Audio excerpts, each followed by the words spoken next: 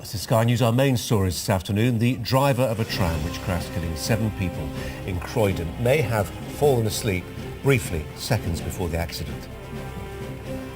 There are angry demonstrations in the West Bank protesting about Donald Trump's decision to recognise Jerusalem as Israel's capital. And the European Commission has said today that a deal on the first phase of Brexit must come by the end of the weekend if it's to be agreed by EU leaders at a summit next week. Now, in the last hour, the Foreign Secretary has delivered a speech underlining Britain's continued commitment to fight the global fight against terrorism. Well, you saw him talking a little earlier this morning at the Foreign Office. This was Boris Johnson, the Foreign Secretary, who said that by working with allies within the Muslim world, then the UK could overcome Islamist terrorism.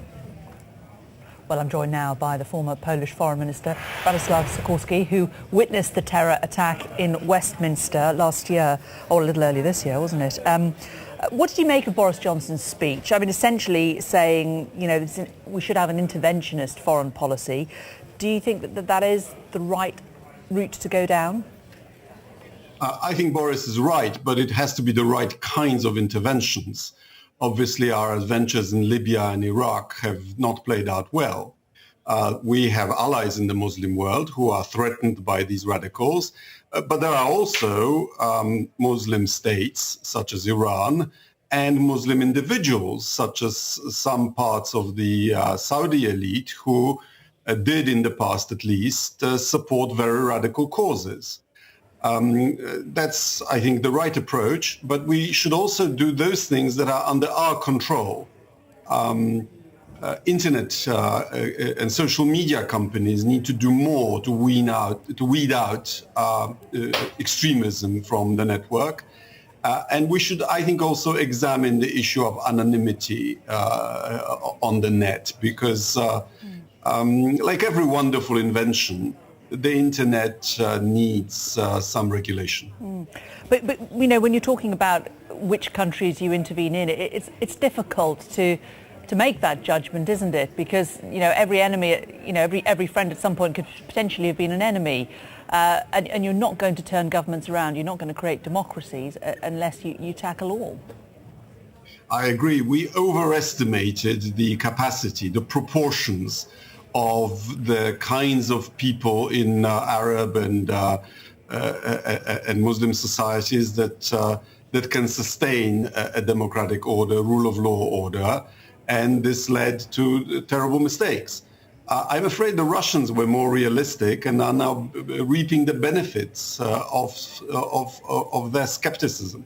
You talk about Russia. They've been speaking out today about the conversations that Donald Trump has had about Jerusalem and him deciding to call Jerusalem the capital of Israel. Russia has said in the last couple of hours that it's going to create a divide in the international community. What's your view on what Mr. Trump has said? Well, Poland has excellent relations with both Israel and Palestine, which we recognize. And I think this recognition, while emotionally understandable for the Jewish people, will make it harder for the United States to achieve its diplomatic aims in the Middle East. I mean, it's deft in a sense that having earlier cemented relations with Saudi Arabia, President Trump is now making a big gesture towards Israel, but it's a very risky course of events. He will argue that President Obama said that it was going to be his mission to sort out the Middle East, and at the end of 2 terms of office, there was no progress at all, that something actually needs to change in this region. And he will argue that potentially doing something this extreme could be just what the region needs to bring peace. Well, I'm not convinced, and we have to choose which model is going to be supported. The 2-state solution, in which case you need bargaining chips with both sides, particularly the stronger side, Israel, or a 1-state solution in which the Palestinians become citizens of a democratic Israel. But if it's 2-state, then I think President Trump has deprived himself of an important chit. While we have you on, the Brexit talks obviously furiously going on behind closed doors at the moment. They're hopeful that they're going to reach some kind of interim agreement by the end of the week. Can you actually now see the prospect of, in reality, there being no deal here? Well, Brexit is looking much more complicated than the enthusiasts for it made out to be, and I don't see the situation as Britain holding all the cards as some of them promised. No, Britain is having to adjust to the negotiating position agreed by the EU 27, and it's a humiliating process. And at the end of it, the British government still doesn't know what it wants. Britain will get the kind of free trade agreement that Canada got, which is perfectly good for the European Union, which has a surplus in the export of goods to Britain. But I'm not sure it's so great for Britain, which needs to export its services to the continent. And for that, you need to be in the single market. What about the prospect of no deal altogether? Do you think that it's entirely possible that the UK government could just simply walk away?